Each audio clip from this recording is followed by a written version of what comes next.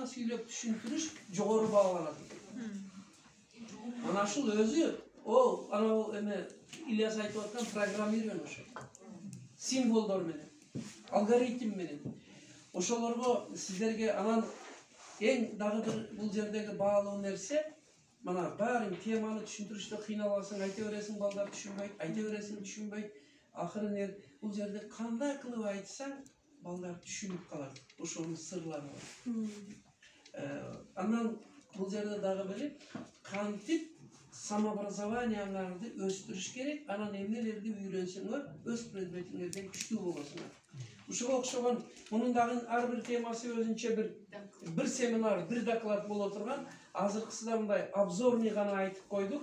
Бул устаттык өнөрү менен айем эгер бириксе, силерге ширелишип туруп, мыкты чебер педагог болушуңарга жол ачылат да. Мунун дагы бир өзгөчөлүгү o Турциянын, Россиянын котормо китеби эмес, кыргыз кыртышынын, кыргыз менталитетин эске алып, шу араңардагы эле Шадиев Тажыбай, Ырыспай агай, анан мына жерде отурган кээ бир мугалимдердин да албетте аты бар. Анаркулова Наргүл, Чынары Токтоназарова деп туруп, Бакыт агай, башка көңөрдүн атыңар бар.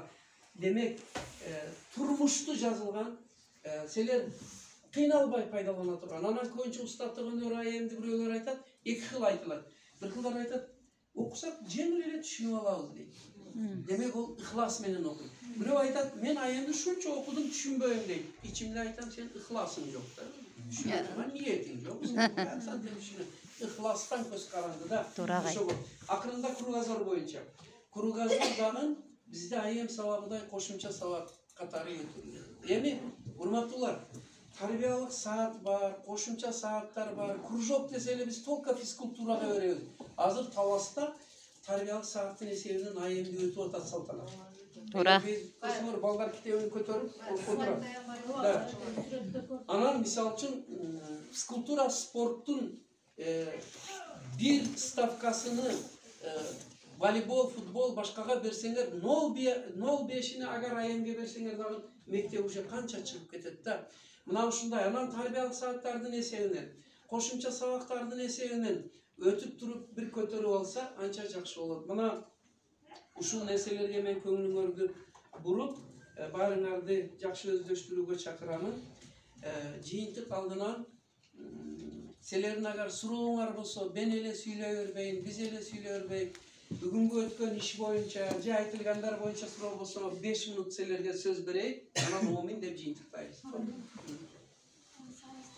Агай, сизге чоң рахмат. Анан мен бир суроо берейин дегем. Азыр бул жакта айтты, силер өзүңөр үйрөнгөн нерселерди өзүңөр эле коллективде өнүктүрүп кете албайсыңар. Общий коллектив иштеш керек дейт да. Ошон үчүн биз кандай аракет кылышыбыз керек? Эң туура сурооду бердиң, логикалык. Биринчи, эртең барганда эле өз тыгыда коллективге жайылыш керек ар бирибизге. Жайылтып жатып өзүңөр дагы бир силер кайталап атар, мына мен бүгүн жашым үчүнчү кирсем 3 барак целый конспект жаздым. Ошонун баардыгын бөлүшүңүздөр. Анан кийин сөзсүз түрдө сиздерде сторонниктер табылат. Ошол менен кайра обсуждение кылыңыздар. Ресурстөгүлөр ичке менин номерим бар. Байланышыңыздар, методдор бар. Тез арада коллективге таркатып мектепке баштасаңыздар болот. Толук юридикалык маалыматтары бар. Ресурстор таза болсо, Чынар Осмоновна чыгабыз деп койсоңуздар эле уже иш кетти.